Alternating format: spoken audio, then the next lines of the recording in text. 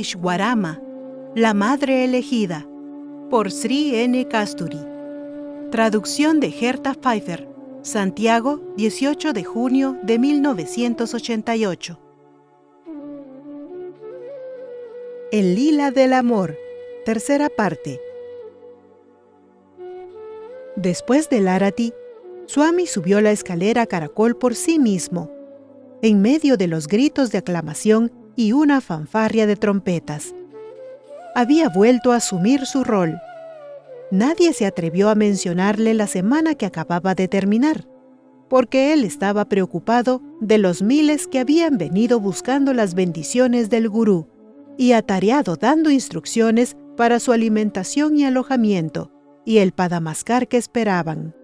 Los días negros habían terminado. El sol de Sai brillaba más resplandeciente que nunca antes. Ishwarama se sentía feliz porque Swami había revelado otra faceta de su divina gloria. Los árboles que rodeaban el Nilayam dejaron caer sus hojas viejas y se vistieron de un tupido follaje verde. En cada rama trinaba la alegría. El aire estaba impregnado de la fragancia que provenía de corazones gozosos, bañados en paz y esperanza. 4 meses transcurrieron. Una súbita y corta enfermedad se llevó al padre en el 4º día de noviembre de 1963.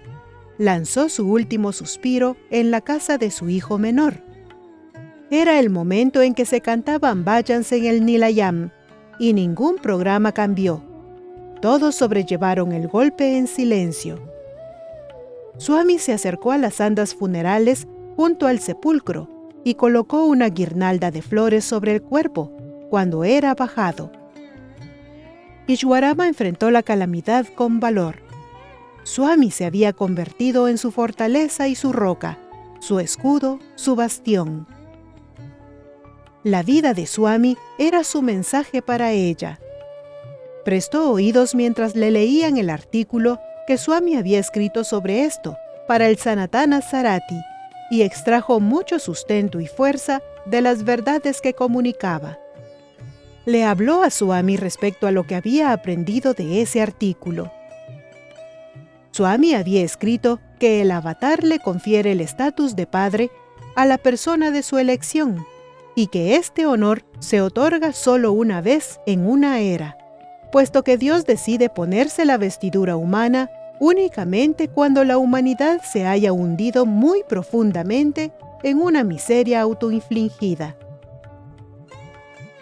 Ishwarama había escuchado a los devotos alabarla como un ser de una suerte única, desde el momento en que el avatar había encarnado como hijo suyo.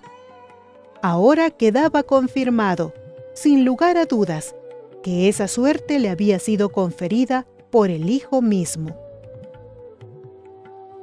Los eruditos doctos en los Vedas y los Astras no albergaban ninguna duda respecto a la autenticidad del avatar, porque, como dice Swami, solo aquellos que han llegado a dominar las antiguas escrituras de la India me pueden reconocer. Fue por ello que los doctos estudiosos recibieron con gratitud la Academia del Saber Védico que Swami forjara para la restauración del Sanatana Dharma.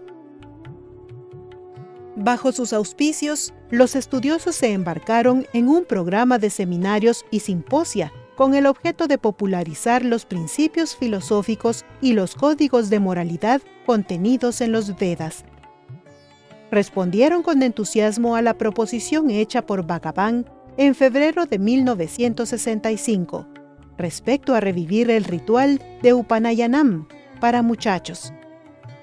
Por medio de este ritual, los niños son iniciados en el mantra del Gayatri, el que constituye la clave para el progreso espiritual. La voluntad de Swami se impuso sobre la inercia intervenida a través de los siglos y la indolencia de sucesivas generaciones. Ella impulsó a los adolescentes de todas partes a imponerse a sus padres para hacerles prestar oídos a este llamado a través de las centurias. Más de 500 de estos muchachos, pertenecientes a más de una casta y a muchas subcastas que hacía mucho habían quedado excluidas del privilegio de pronunciar esta oración. Se reunieron ante la presencia. Swami les invistió con la marca de la iniciación, el Yajnopavitam, e imprimió en sus tiernas mentes la sagrada invocación dirigida a la luz que ilumina al sol y al cosmos, para que ilumine también al intelecto. Ishwarama presenció el desarrollo de este festival fundamental. Se sintió abrumada por la sublimidad de la ocasión y por la divina dimensión de Swami, el que se había escapado de su escuela para dirigir una escuela para todos los hombres de todos los rincones del mundo. Muchos pundits, reverenciados por maharajas, mahants y matadipatis, iban en busca de ella durante la semana del ñaña en cada dásara. Anhelaban rendirle homenaje a la madre del Kalpa Vriksha, de la era de Kali, del Devadeva, del Sri Krishna, del Parameshwara. Ishwarama se recogía en sí misma ante esta exaltación de que la hacían objeto, aunque en el fondo de su corazón escuchaba una voz que hacía de eco de su propia fe. Se decía para sí misma palabras similares a las de María para con Isabel. Mi alma alaba al Señor, y mi espíritu se regocija en Dios, porque Él se ha dignado mirar a esta humilde sierva suya, y en adelante las generaciones me considerarán bendecida. Durante el desarrollo de Dásara, Ishwarama podía observar el júbilo de todos estos reputados personajes ante la oportunidad que tenían de participar en la celestial ceremonia. Los pundits ya habían logrado que Swami visitara los distritos de Godavari Este y Oeste, en Andhra Pradesh.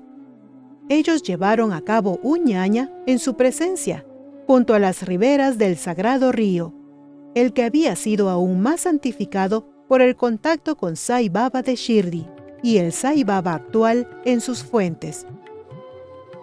Había oído hablar de pundits de los estados de Kerala y de Maharashtra, que habían encontrado en él al guía y guardián que anhelaban. Y recordaba también a los sannyasis de Haridwar, Badrinath y Benares, que ansiaban escuchar sus discursos. Sin embargo, ¿hacia dónde conducía todo esto? Hoy está aquí y mañana allá. Cada vez que terminaba la sesión de bhajans en el salón de oraciones y el arati le era ofrecido, sentía la calidez de su corazón frente a la congregación que aclamaba a Swami como el Mahatma de Puttaparthi, porque era seguro que Puttaparthi se mantendría como su residencia, por muy lejos que viajara o por mucho tiempo que pasara cruzando la tierra y los aires en respuesta a las plegarias de la gente. No obstante, esta seguridad nunca parecía ser lo suficientemente firme. Se diluía y debilitaba cada vez que él dejaba el Nilayam para una visita a otro lugar. Ishwarama se dejaba caer en mi hábitat cada vez que se sentía oscilar como un péndulo entre la fe y el temor, la convicción y el conflicto. Los pundits declaran que él es un avatar tan genuino como Rama y como Krishna. Él afirma que es Shiva Shakti, Gauri Shankar, Satyam, Shivam, Sundaram y también Sai Baba. Sai Baba, según me ha dicho, también ha asegurado que es Vasudeva. Los pundits han aprendido todos los astras, de modo que lo que me dicen debe ser verdad. ¿Está usted de acuerdo? Me solía preguntar con tono de ansiedad. Yo no podía decirle que mi mente y mi cerebro se contraponían a veces respecto a la misma interrogante. Solo pude hacerle una sugerencia. Tenga fe en la declaración de Swami respecto a su realidad, sea como sea, cuando sea y donde sea.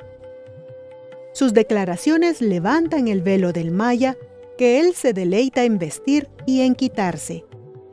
Nunca pude saber si llegaba a aceptar mi sugerencia, porque no dejó de plantearme las mismas preguntas, tanto a mí como a muchos otros, por muchos años más. Nadie de los que conocía podía resolver su dilema. Con la excepción de Swami, y su consejo para ella era el mismo que le daba a cualquiera. Ven, mira, examina, vivencia y cree. Esto me hace recordar las palabras de la hermana Nivenita al describir la innata sinceridad de otra santa mujer, Sri Sarada Devi, la Santa Madre. En ella uno puede ver realizadas la dulzura y la sabiduría que puede alcanzar la más simple de las mujeres en este antiquísimo país. El señorío de su cortesía y su imparcialidad son casi tan maravillosos como su santidad. Su vida se resume en una larga quietud de oración.